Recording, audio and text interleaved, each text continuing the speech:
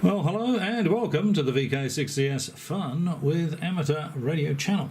I was just mucking around with my new scope and I thought, okay, well, connect up the probes. I've actually done this to both probes, but it was a good job that I decided to read the probe user guide, because in the user guide it says switch the probe to ×10.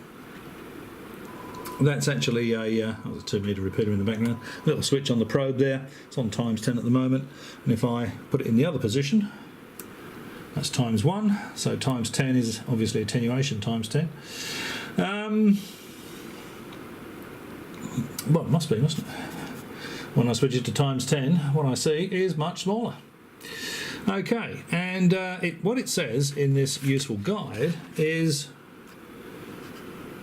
connect the probe to the scope, select ×10, and connect the probe to the useful reference square wave that comes out of the scope. If you can see, the scope is connected there and it's showing you the square wave there, 1 kilohertz square wave.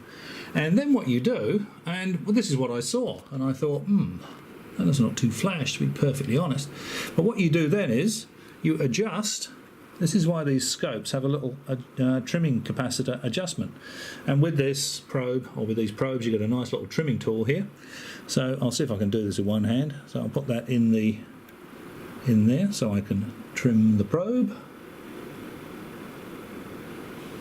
I go back to here and I can adjust that trimmer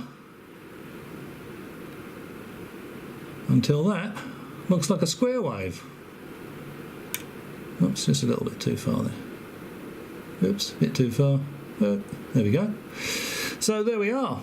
So that was adjusting the little trimmer in the probe, with the probe connected to the reference 1 kilohertz square wave, to actually make, or to actually produce, a nice square wave. And remember, when I took the probe out of the packet and just connected it to the scope and connected it to the reference point there, what I saw was a fairly distorted square wave.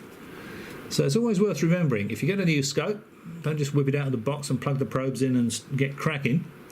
Take the time to just do that very, very quick tweak on your scope probes, just to make sure that the waveform you're looking at is the real waveform. And just out of curiosity, I did the same thing with my scope, my old Hitachi scope. You know, the one that I had the peculiar waveform on, and I couldn't get a good square wave with that probe on either channel. So yeah, the scope's doing something strange to the waveform. The peculiar thing is, though, that the sine wave, if I just let the 100-watt drive power go through to exactly the same sniff point, the sine wave from the drive radio looks fine. Most peculiar. But anyway, I hope you found that interesting or useful. So don't forget to tweak your scope probes when you get a new probe or you get a new scope complete with probes.